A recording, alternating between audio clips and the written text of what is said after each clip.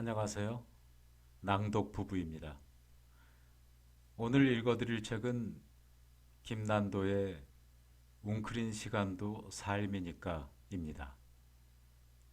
초판은 2015년 10월이고요. 출판사는 오우와입니다.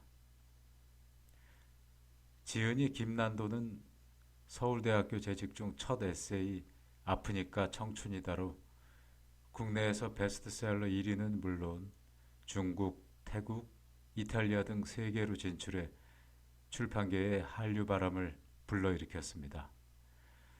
저서로는 1000번을 흔들려야 어른이 된다. 김난도의 내일, 트렌드 코리아 시리즈 등이 있습니다. 이 책은 한동안 글을 쓰지 않았던 저자가 우연히 모야모야라는 희귀병을 앓고 있는 젊은이를 만난 후 절망과 싸우는 사람들을 위해 쓴 희망의 메시지를 담고 있습니다. 책은 일부 절망에 대처하는 법과 진정한 행복의 의미 등을 담은 그럼에도 눈부신 날들, 2부 시간의 소중함과 아날로그의 생존법 등을 담은 좋은 방황 비로소 내가 되는 시간, 그리고 3부 간절함의 힘과 독서의 중요성을 강조한 간절한 것들은 다 일어선다로 구성되어 있습니다. 에필로그에서 작가는 웅크린 것들은 완전히 주저앉은 것처럼 보인다. 그러나 웅크린 것들은 결국 다 일어선다. 하늘을 향해 기지개를 켠다. 지금은 몸과 마음을 꾹꾹 접어두고 있는 나와 당신이 다시 일어설 그날을 기다리며 라고 말합니다. 책 중에서 저는 오늘 일부 그럼에도 눈부신 날들 가운데 지금 내 자리가 한가운데와 절망 대처법 중에 일부를 읽어드릴 예정이고요.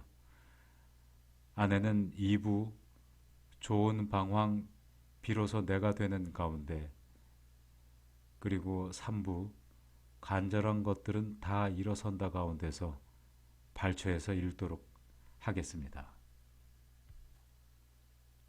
역경이나 스트레스를 전혀 받지 않고 자라면 강건할 것 같지만 아주 작은 자극에도 쉽게 무너져 버린다.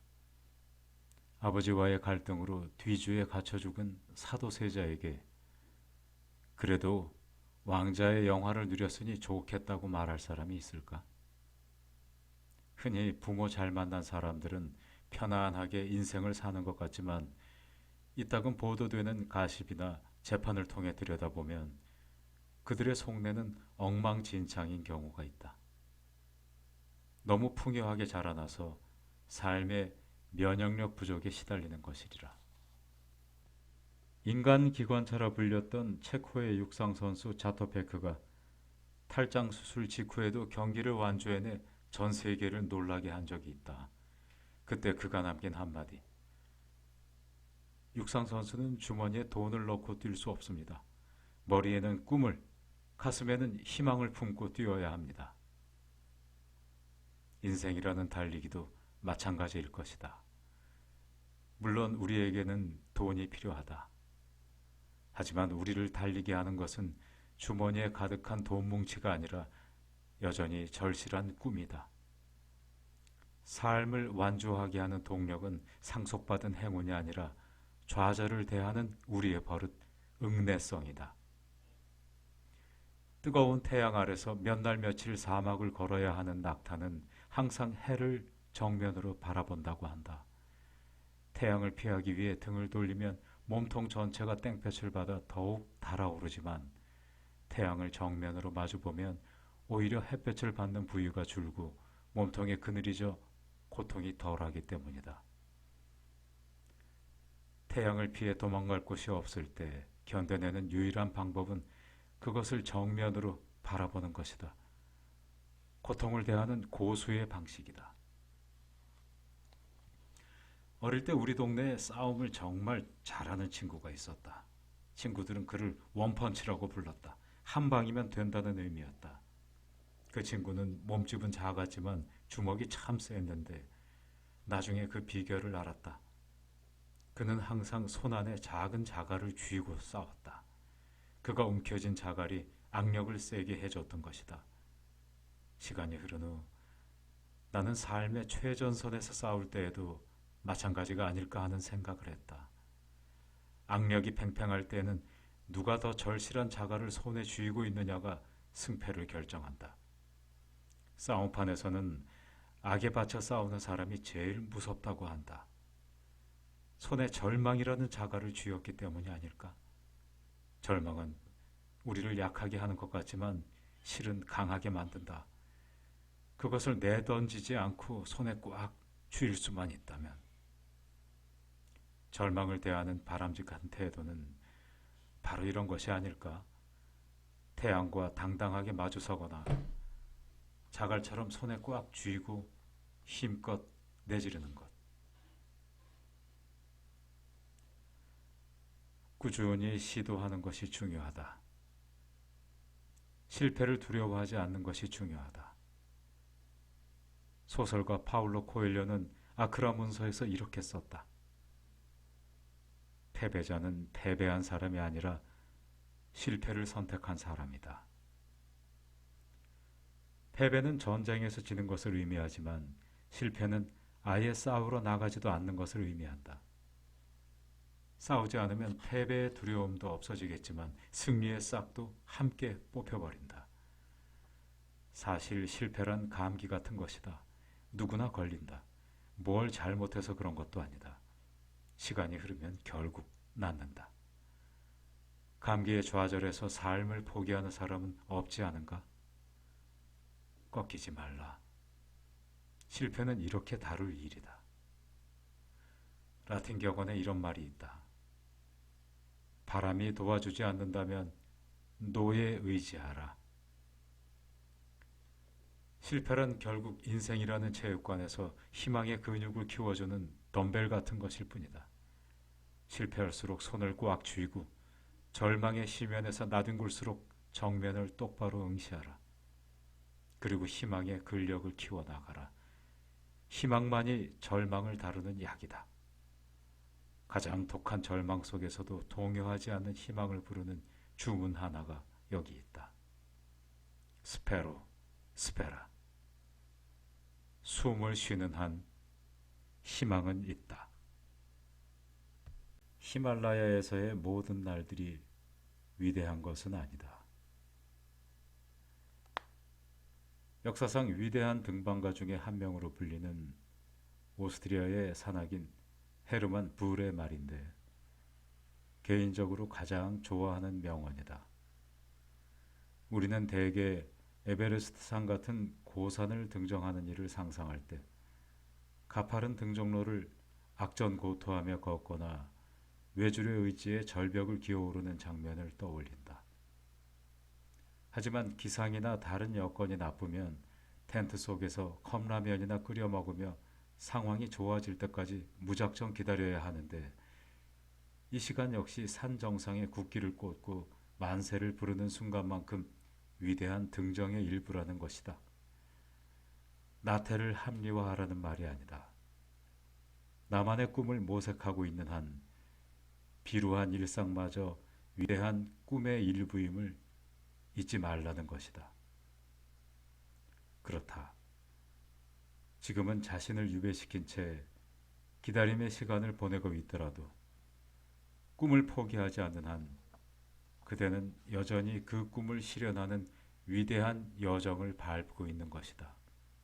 이런 시기에는 지금 침낭 속에서 시간을 때우고 있다는 사실이 아니라 여전히 내가 꿈꾸기를 중단하지 않고 있으며 그를 위해 나름의 모색을 계속하고 있다는 사실을 기억해야 한다. 그 순간 그대의 가장 큰 적은 타인의 시선이 아니라 스스로의 불안이다. 나침반이 없던 시절 뱃사람들은 북극성을 향해 돛을 매달았다. 북극성까지 가려고 그런 것이 아니었다. 칠흑 같은 어둠 속에서도 북극성만이 흔들리지 않고 우리를 이끌어 주었기 때문이다. 간절한 꿈은 우리를 어디로든 이끌어준다. 그러므로 지금 잠시 웅크린 채 표류하고 있을지라도 북극성에서 눈을 떼지 말아야 한다. 괜찮다. 서툴더라도 내 방식대로 살아라. 모자라더라도 내 자신이 되어라. 막막하더라도 다시 일어서라. 너만의 북극성을 꿈꾸는 한 지금 네가 서 있는 바로 거기가 정답이니까. 바로 그 자리가 세상의 한가운데니까. 윤형 방황이라는 말이 있다. 바퀴처럼 원형으로 방황한다는 말이다. 사람이 눈을 가리고 걸으면 20m마다 4m가량 한쪽으로 치우친다고 한다. 그래서 눈을 가린 채 오래 걸으면 결국 큰 원을 그리며 바퀴처럼 돌게 된다는 것이다. 인생도 마찬가지다. 욕망에 눈이 어두워 맹목적으로 걷다 보면 결국 제자리로 돌아오는 윤형 방황을 거듭하게 된다. 윤형 방황을 하지 않으려면 방법은 하나다. 어느 정도 갔다 싶으면 잠시 멈춰서서 안대를 풀고 자기가 출발한 자리를 돌아본 후 거기서 새로운 목표 지점을 다시 정하고 걸어가는 것이다.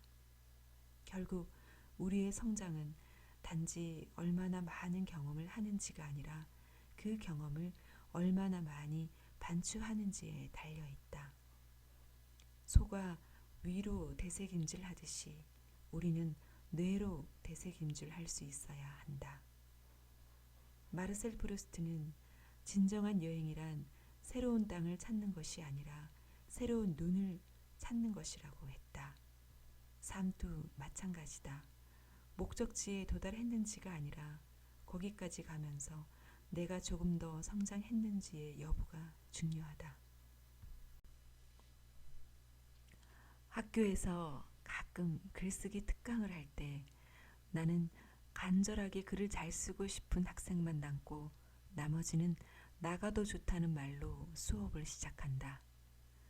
글은 누구나 웬만큼은 쓸 수 있지만 좀 더 나은 글을 쓰려면 부단히 노력해야 하기 때문이다. 어지간히 간절하지 않으면 따분한 글쓰기 연습을 계속할 수가 없다. 무엇이든 실천하기가 제일 어려운데 지극히 간절해야 비로소 실천에 이를 수 있다. 누군가 10초 안에 3가지 소원을 전부 얘기하면 나는 곧바로 다시 묻는다. 그 소원들을 이루기 위해 실천하고 있는 본인의 노력을 소원마다 각 1가지씩 이야기해 보라고. 역시 10초 안에. 여기에 대답하기는 생각보다 어렵다. 소원을 이루기 위한 구체적인 방법까지 10초 안에 말하는 사람은 아직 보지 못했다. 하지만 아무 일도 하지 않고서는 그 어떤 소원도 이룰 수는 없다. 같은 방법을 반복하면서 다른 결과를 기대하는 것은 미친 짓이다. 아인슈타인의 이 말은 과학 실험뿐 아니라 우리 삶에도 고스란히 적용된다. 매일 똑같은 오늘을 반복하면서 다른 내일을 기대할 수는 없는 것이다. 새해에 솟아오르는 해를 보며 사람들은 소원을 빌지만 그것을 이루기 위해 할 일에 대해서는 구체적으로 생각하지 않는 것 같다. 아무리 간절하게 기원하더라도 새로운 실천을 동반하지 않는 간절함은 아인슈타인의 저 문장에 의하면 미친 짓일 것이다. 이 글을 읽고 있는 그대에게 묻는다. 그대의 소원은 무엇인가? 10초 안에 3가지를 말하라. 그리고 그것을 위해 무엇을 할 것인가? 다시 10초 안에 말하라.